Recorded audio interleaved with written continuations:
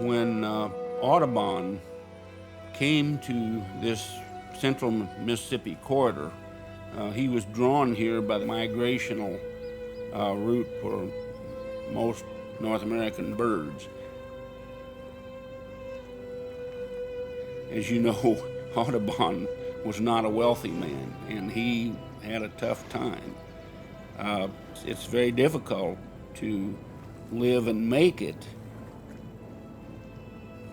in his quest to document the wildlife of this incredibly rich Mississippi corridor. Naturally, he made acquaintance with Osages.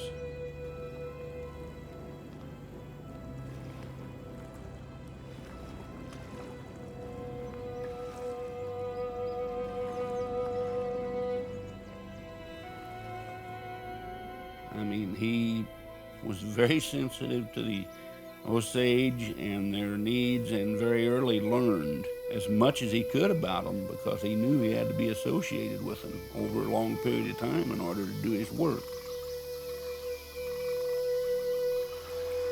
He spent, several extended periods of time with them in their company, and this certainly would have helped him in locating some of these more, shall we say, hard to find birds.